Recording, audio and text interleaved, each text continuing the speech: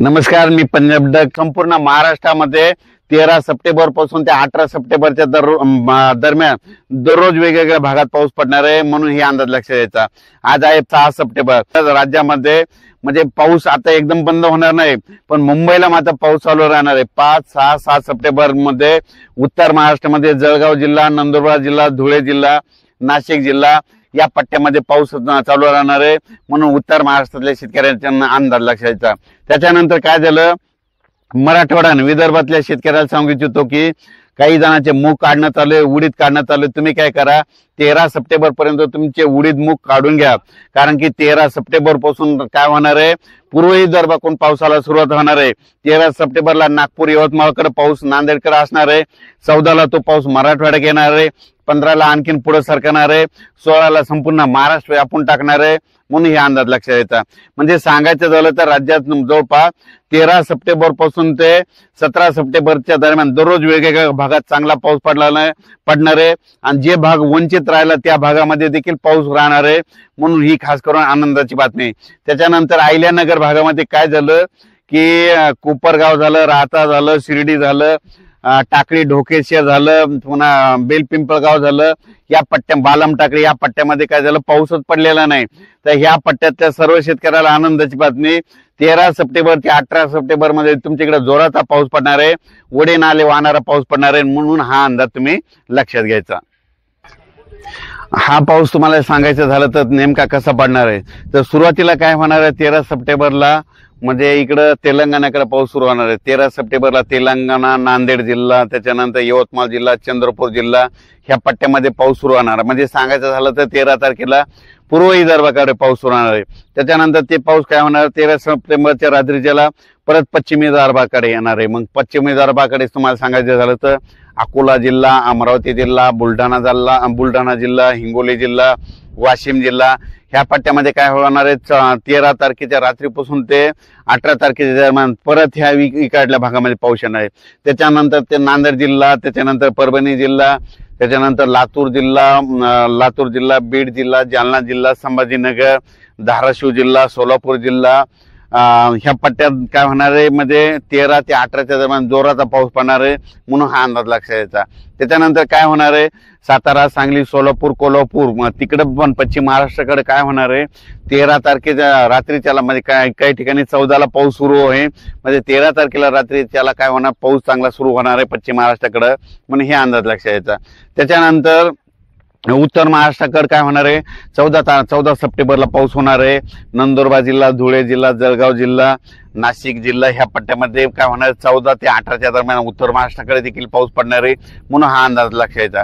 पण सांगायचं झालं तर 13 सप्टेंबर ते 17 सप्टेंबरचा जास्त पाऊस कोणत्या पट्ट्यात कोणत्या जिल्ह्याला होणार आहे, सुरुवातीला सांगतो तेलंगणाकडे खूप पडणार आहे. तेलंगणाकडे जास्त पडत असल्यामुळे नांदेडला जास्त पडणार आहे. नांदेड कोण, त्याच्यानंतर काय होणार, नांदेडच्या बाजूला लातूर जिल्हा आहे, म्हणून लातूर जिल्ह्याला देखील जास्त पाऊस पडणार आहे. लातूर जिल्ह्याच्या बाजूला धाराशिव जिल्हा आहे, म्हणून धाराशिवला जास्त पडणार आहे. धाराशिवच्या बाजूला सोलापूर जिल्हा म्हणून तिकडे देखील पडणार आहे. त्याच्यानंतर काय होणार आहे, इकडे परभणी जिल्ह्यात देखील पडणार आहे. हे पाऊस पुन्हा बीड जिल्ह्यात पडणार आहे. त्याच्यानंतर हे पाऊस अहिल्यानगर कडे जाणार आहे. त्याच्यानंतर जालना जिल्ह्यात देखील पडणार आहे. त्याच्यानंतर हे पाऊस सांगायचं झालं तर परत काय होणार आहे, इकडं नाशिककडे जाणार आहे, पुन्हा नाशिककडे देखील खूप पाऊस पडणार आहे. म्हणजे सांगायचं झालं तर ह्या पट्ट्यामध्ये असाच पाऊस काय होणार आहे. आता हे सगळ्यात महत्वाचं, हे परतीचा पाऊस आहे. परतीचा पाऊस असा असतो की ज्या भागात अद्यापही पडला नाही त्या भागाला मात्र जीवदान ठरलेला पाऊस राहतो, म्हणून परतीचा पाऊस कुठं होतो तर तुम्ही पाहू शकता. आतापर्यंत ह्या बीड जिल्ह्यामधले आपलं अहिल्यानगर नेवासा तालुक्यामधलं हे गाव आहे लाडजवळगाव, या ठिकाणी इतका पाऊस झाला, फक्त पिकं झोपला असाच पाऊस पडलेला, पण यांना बघा आणखी तळ्यामध्ये पाणी नाही. तर हे परतीच्या पावसामध्ये या बीड जिल्ह्यातल्या जिथं वंचित राहिलेले त्या भागात पाऊस पडणार आहे, म्हणून बीड जिल्ह्यातल्या, अहिल्यानगर जिल्ह्यातल्या शेतकऱ्यांनी हा अंदाज लक्षायचा. आणि हे मी जे उभं आहे ते काय, नेमकं अहिल्यानगर जिल्हा आणि बीड जिल्ह्याच्या बॉन्ड उभा आहे, म्हणून तुम्हाला एक सांगू इच्छितो की ही परिस्थिती आहे. आणि या ठिकाणी विहिरीच्या पूजनाचा कार्यक्रम शेतकऱ्यांनी ठेवला होता. शेतकरी जमले, तिथून सगळ्या शेतकऱ्याला अंदाज दिला. आणि परत एक राज्यात सांगतो की राज्यात सांगायचं झालं तर हा परतीचा पाऊस आहे.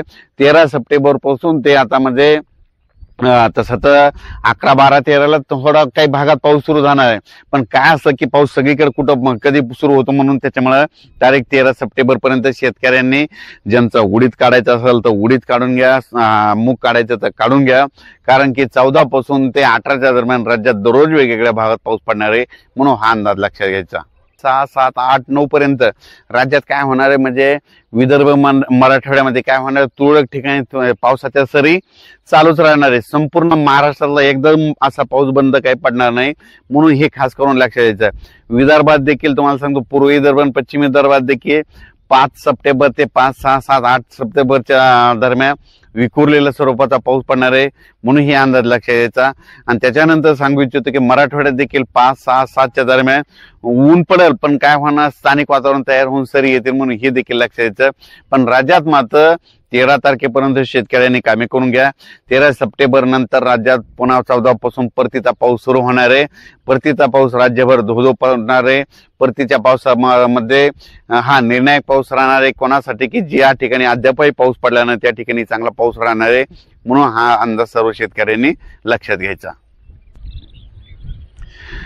आणि सगळ्यांना विनंती आहे की हे पाऊस काय व्हायला, आता महाराष्ट्रभर इतका पाऊस पडला आणि काही ठिकाणी पाऊस कमी पडला, तर माझं म्हणणं आहे भविष्यामध्ये झाडं लावावं लागतील.